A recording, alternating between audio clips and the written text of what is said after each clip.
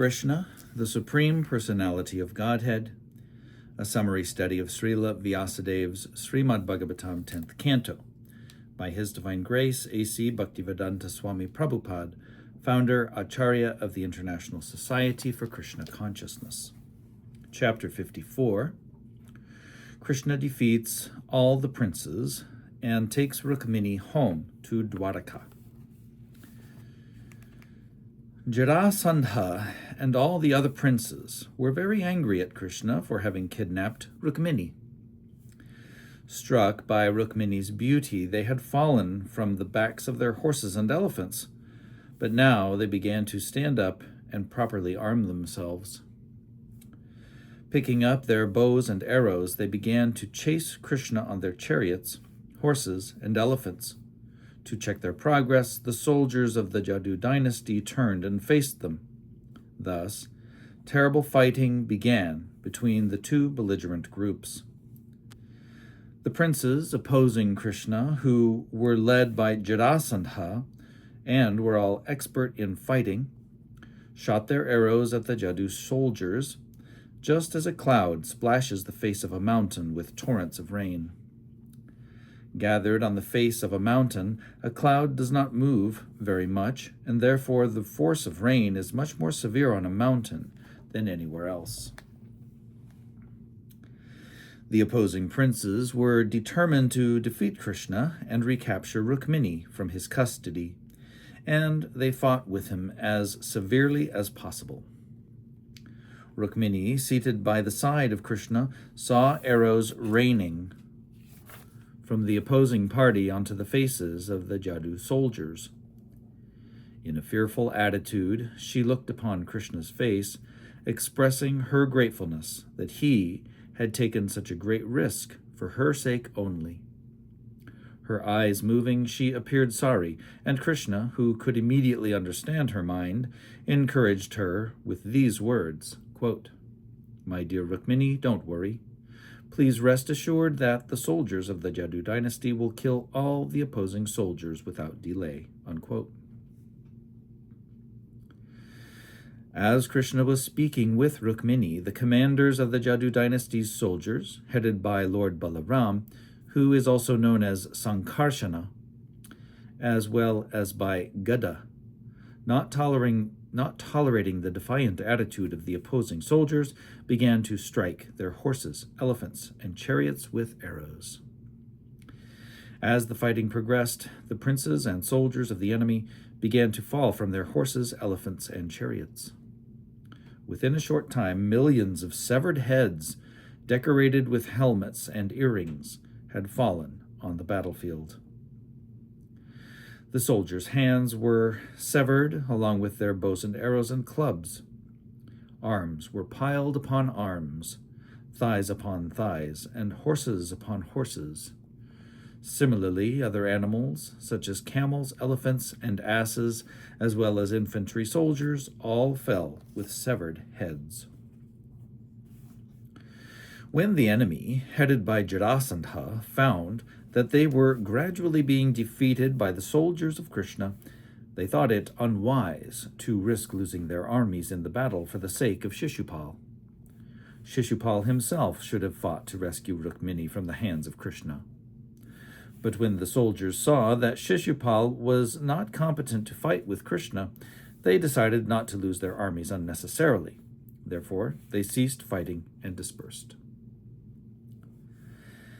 Some of the princes, as a matter of etiquette, appeared before Shishupal. They saw that Shishupal was discouraged, like one who has lost his wife. His face appeared dried up. He had lost all his energy, and all the luster of his body had disappeared. They addressed Shishupal thus, quote, "Our dear Shishupal, don't be discouraged in this way. You belong to the royal order, and are the chief amongst the fighters. There is no question of distress or happiness for a person like you, because neither of these conditions is everlasting. Take courage. Don't be disappointed by this temporary reversal.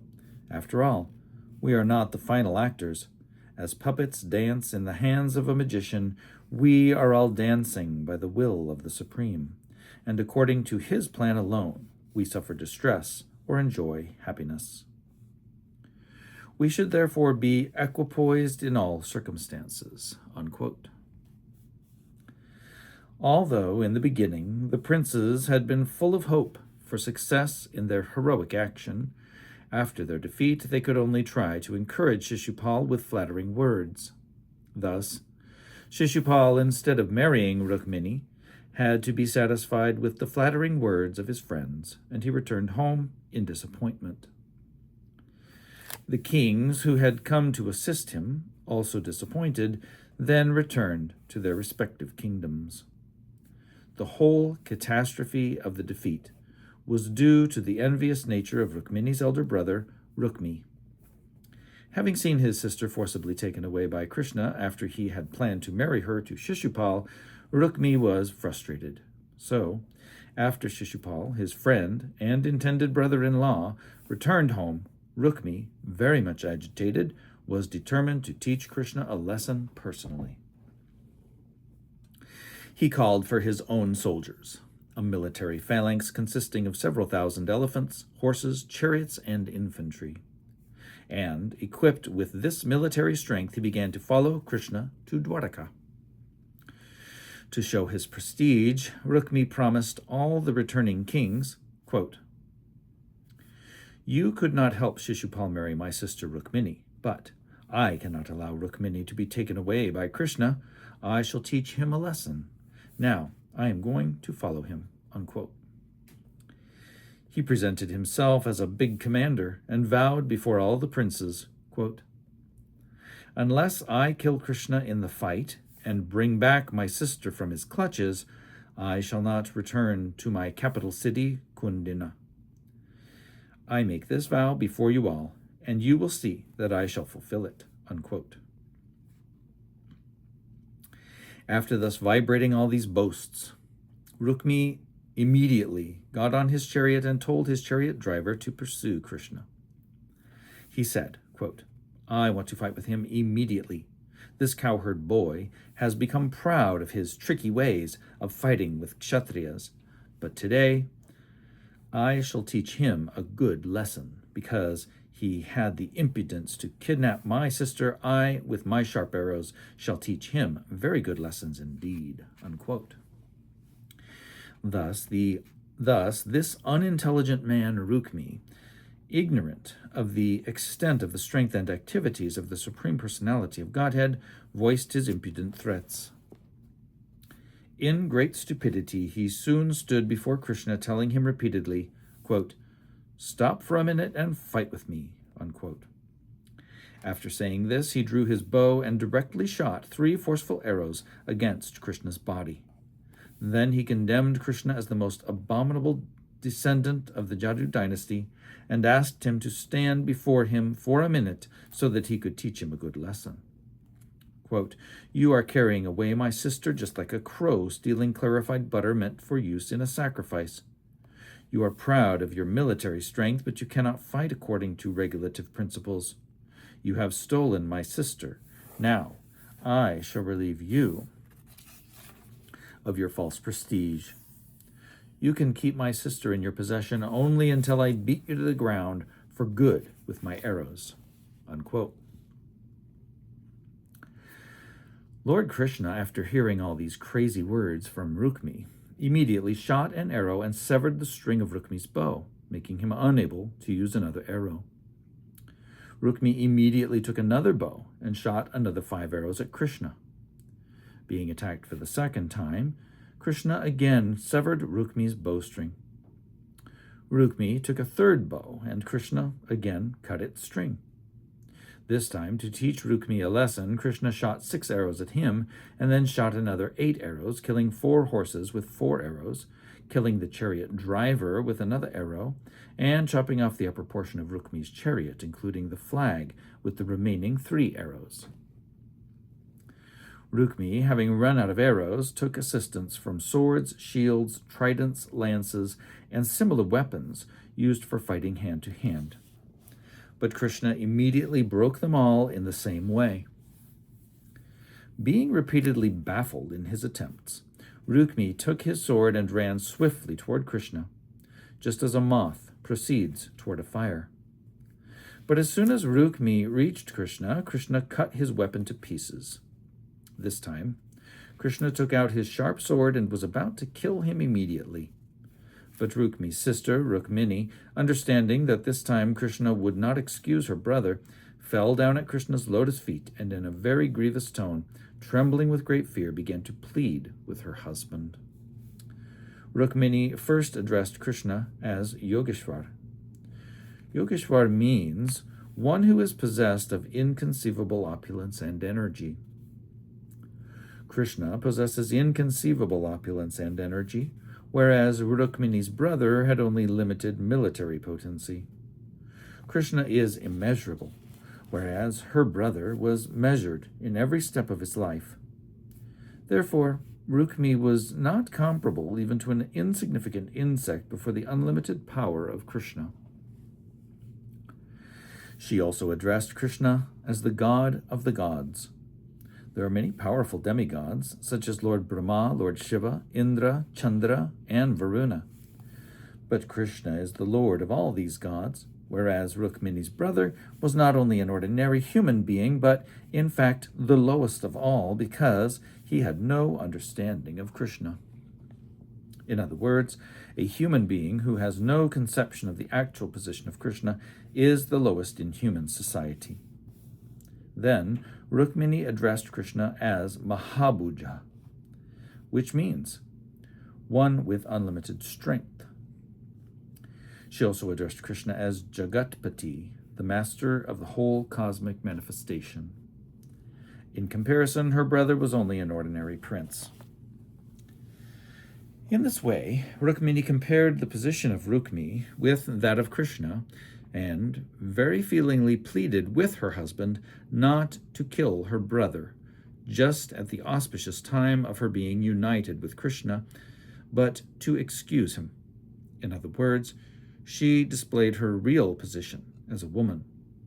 She was happy to get Krishna as her husband at the moment when her marriage to another was to be performed, but she did not want it to be at the loss of her elder brother, who, after all, loved his young sister and wanted to hand her over to one who, according to his own calculations, was a better man. While Rukmini was praying to Krishna for the life of her brother, her whole body trembled, and because of her anxiety, her face appeared to dry up and her throat became choked, and due to her trembling, the ornaments on her body loosened and fell, scattered on the ground. In this manner, when Rukmini was very much perturbed, she fell down on the ground, and Lord Krishna immediately became compassionate and agreed not to kill the foolish Rukmi. But at the same time, he wanted to give him some light punishment, so he tied him up with a piece of cloth and snipped at his mustache, beard, and hair, keeping some spots here and there. While Krishna was dealing with Rukmi in this way, the soldiers of the Jadu dynasty, commanded by Balaram himself, broke the whole strength of Rukmi's army, just as an elephant in a pond discards the feeble stem of a lotus flower. In other words, as an elephant breaks the whole construction of a lotus flower while bathing in a reservoir of water, the military strength of the Jadus broke up Rukmi's forces. When the commanders of the Jadu dynasty came back to see Krishna, they were all surprised to see the condition of Rukmi. Lord Balaram became especially compassionate toward his sister-in-law, who was newly married to his brother. To please Rukmini, Balaram personally untied Rukmi, and, to further please her, Balaram, as the elder brother of Krishna, spoke some words of chastisement. Quote, "Krishna, your action is not at all satisfactory," he said. "This is an abomination very much contrary to our family tradition. To cut someone's hair and shave his mustache and beard is almost comparable to killing him. Whatever Rukmi might have been, he is now our brother-in-law, a relative of our family, and you should not have put him in such a condition." Unquote. After this, to pacify Rukmini, Lord Balaram said to her, quote, You should not be sorry that your brother has been made odd-looking. Everyone suffers or enjoys the results of his own actions." Unquote. Lord Balaram wanted to impress upon Rukmini that she should not be sorry for the consequences her brother suffered due to his actions. There was no need of being too affectionate toward such a brother. Lord Balaram again turned toward Krishna and said, quote, "My dear Krishna, a relative, even though he commits such a blunder and deserves to be killed, should be excused. For when such a relative is conscious of his own fault, that consciousness itself is like death. Therefore, there is no need to kill him." Unquote. Balaram again turned toward Rukmini and informed her that the current duty of the Kshatriya in human society is so fixed that according to the principles of fighting, one's own brother may become an enemy. Then a Kshatriya does not hesitate to kill his own brother. In other words, Lord Balaram wanted to instruct Rukmini that Rukmini and Krishna were right in not showing mercy to each other in the fighting, despite the family consideration that they happened to be brothers-in-law. Sri Balaram informed Rukmini that Kshatriyas are typical emblems of the materialistic way of life. They become puffed up whenever there is a question of material acquisition. Therefore, when there is a fight between two belligerent Kshatriyas for kingdom, land, wealth, women, prestige, or power, they try to put one another into the most abominable condition. Balaram instructed Rukmini that her affection toward her brother Rukmi, who had created enmity with so many persons, was a perverse consideration, befitting an ordinary materialist. Her brother's character was not at all admirable considering his treatment of his friends, and yet Rukmini, like an ordinary woman, was affectionate toward him. He was not fit to be her brother, and still Rukmini was lenient toward him. Quote, "Besides that," Balaram continued, "the consideration that a person is neutral or is one's friend or enemy is generally made by persons in the bodily concept of life. Such foolish persons are bewildered by the illusory energy of the Supreme Lord. The spirit soul is of the same pure quality in any embodiment of matter, but those who are not sufficiently intelligent see only the bodily differences between animals and men, literates and illiterates, rich and poor, which cover the pure spirit soul.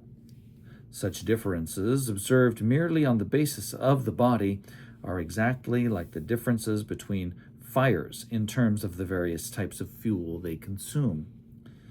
Whatever the size and shape of the fuel, there is no such variety of size and shape in the fire which comes out. Similarly, in the sky, there are no differences in size or shape." In this way, Balaram reconciled the situation by his moral and ethical instructions to Rukmini and Krishna. To Rukmini, he stated further, quote, "This body is part of the material manifestation, consisting of the material elements, living conditions, and interactions of the modes of material nature. The living entity, or spirit soul, being in contact with these, is transmigrating from one body to another due to illusory enjoyment, and that transmigration is known as material existence. This contact of the living entity with the material manifestation has neither integration nor disintegration. My dear chaste sister-in-law, the spirit soul is, of course, the cause of this material body, just as the sun is the cause of sunlight, eyesight, and the forms of material manifestation." Unquote. The example of the sunshine and the material manifestation is very appropriate in understanding the living entity's contact with the material world. In the morning, the sun rises, and the heat and light gradually expand throughout the whole day. The sun is the cause of all material shapes and forms, for it is due to the sun that integration and disintegration of material elements takes place. But as soon as the sun sets, the whole manifestation is no longer connected to the sun, which has passed from one place to another. When the sun passes from the eastern to the western hemisphere, the results of the interactions due to the sunshine in the eastern hemisphere remain, but the sunshine itself is visible in the western hemisphere. Similarly, the living entity accepts or produces different bodies and different bodily relationships in a particular circumstance. But as soon as he gives up the present body and accepts another, he has nothing to do with the former body. Similarly, the living entity has nothing to do with the next body he accepts. He is always free from the contact of this bodily contamination.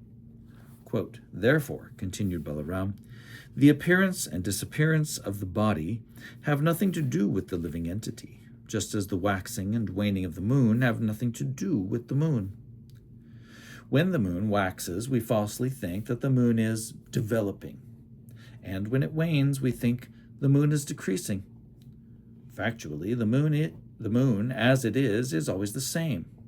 It has nothing to do with such visible activities of waxing and waning." Lord Balaram continued. Quote, "One's consciousness in material existence can be compared to sleeping and dreaming. When a man sleeps, he dreams of many non-factual happenings, and as a result of dreaming, he becomes subject to different kinds of distress and happiness. Similarly, when a person is in the dream of material consciousness, he suffers the effects of accepting a body and giving it up again in material existence. Opposite to this material consciousness is Krishna consciousness. In other words, when a man is elevated to the platform of Krishna consciousness, he becomes free from this false conception of life." Unquote. In this way, Sri Balaram instructed Rukmini in spiritual knowledge. He further addressed his sister-in-law thus, quote, "Sweet smiling Rukmini, do not be aggrieved by false notions caused by ignorance. Only because of false notions does one become unhappy. But one can immediately remove this unhappiness by discussing the philosophy of actual life. Be happy on that platform only." Unquote. After hearing such enlightening instructions from Sri Balaram, Rukmini immediately became pacified and happy and adjusted her mind, which was very much afflicted by the degraded position of her brother Rukmi. As far as Rukmi was concerned, his promise was not fulfilled, nor was his mission successful.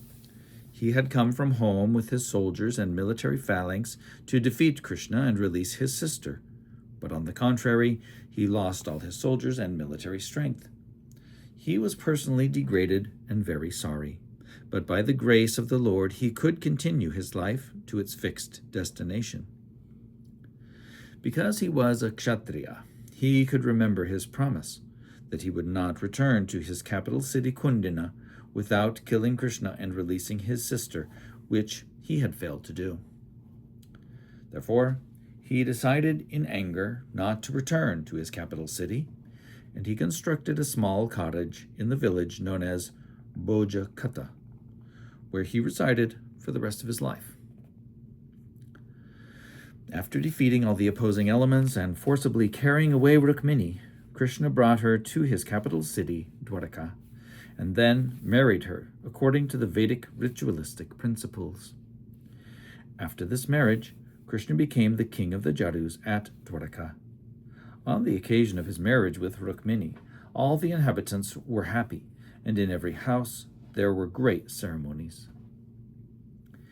The inhabitants of Dwaraka city were so much pleased that they dressed themselves with the nicest possible ornaments and garments and went to present gifts according to their means to the newly married couple Krishna and Rukmini.